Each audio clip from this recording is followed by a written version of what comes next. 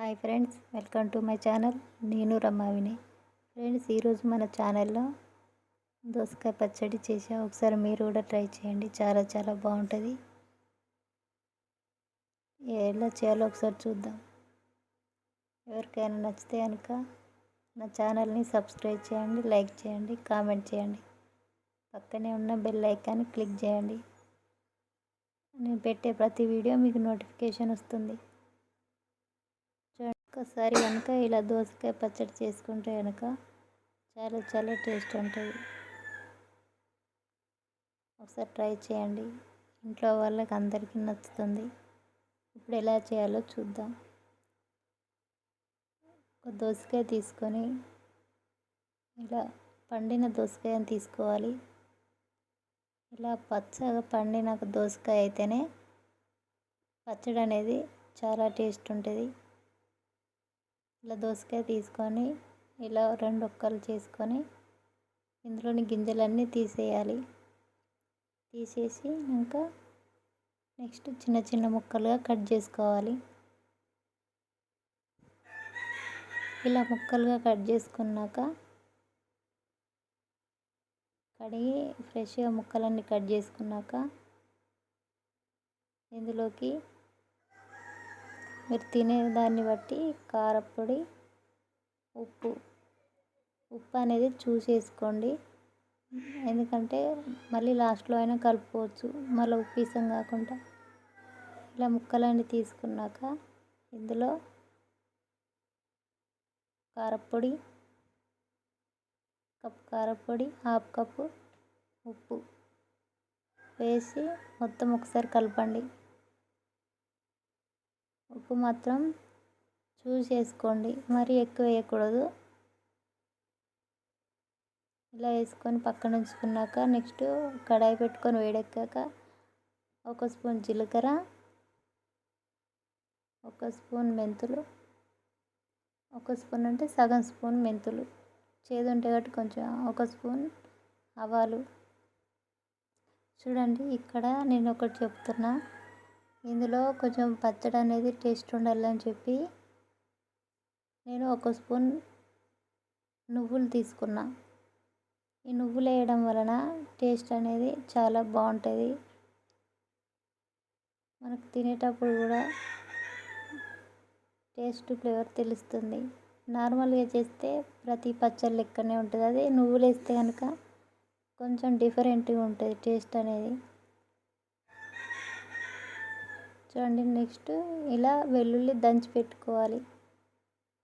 నార్మల్గా పొట్టుతోనే వేయాలి దంచి. ఇందాక వేపి పెట్టుకున్నవన్నీ ఇలా పొడి చేసి పెట్టుకున్నా. ఇలా కలిపెట్టుకున్న దాంట్లో వెల్లుల్లి వేయాలి, జీలకర్ర మెంతుల పొడి వేసుకొని, ఆవాలు ఇవన్నీ పొడి చేసుకున్నాం కాబట్టి వీటన్నిటిని చిటికెడంత పసుపు వేసి మొత్తం ఒకసారి కలుపుకోండి.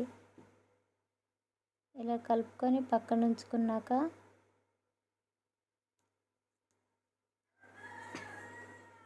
నెక్స్ట్ పోపు పెట్టుకోవాలి. కడాయి పెట్టుకొని కడాయి వేడెక్కాక ఇలా ఒక బౌల్ ఆయిల్ తీసుకొని ఇలా ఆయిల్ వేడెక్కేలోపు ఇంకొక సగం హాఫ్ బాయిల్ నూనె పోసుకోవాలి. పచ్చిదే, వేడి చేయండి. ఇలా పోసుకోవడం వలన పచ్చడి అనేది చాలా చాలా టేస్ట్ ఉంటుంది. చూడండి, పక్కన ఉంచుకొని ఆయిల్ వేడెక్కాక పోపు దినుసులు వేసుకోవాలి. పోపు దినుసులు ఫ్రై అయ్యాక ఎండుమిర్చి,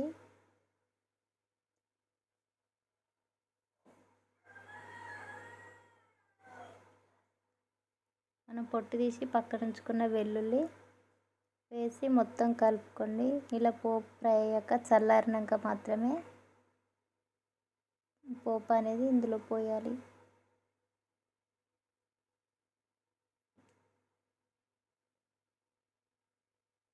ఆయిల్ అనేది ఏదైనా వాడచ్చు. చూడండి, మొత్తం ఒకసారి కలపండి.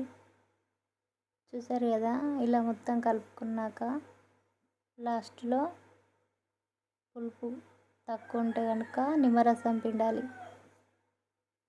నిమ్మరసం పిండితే టేస్ట్ అనేది బాగుంటుంది. ఇలా పచ్చడి కంప్లీట్ అయ్యాక ఈ పచ్చడిని 24 గంటలు పక్కన ఉంచుకోవాలి. ఎందుకంటే ఆ ఉప్పు అనేది కరగాలి, నిమ్మరసం ఇవన్నీ పట్టాలి కదా. 24 గంటల తర్వాత చూపిస్తాను చూడండి.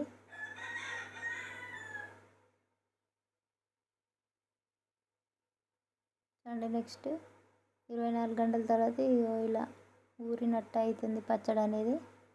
చూసారు కదా, ఇలా చిక్కగా అవుతుంది పచ్చడి, ముక్కలన్నిటి ఊరినట్టు అవుతుంది. చాలా చాలా టేస్ట్ ఉంటుంది.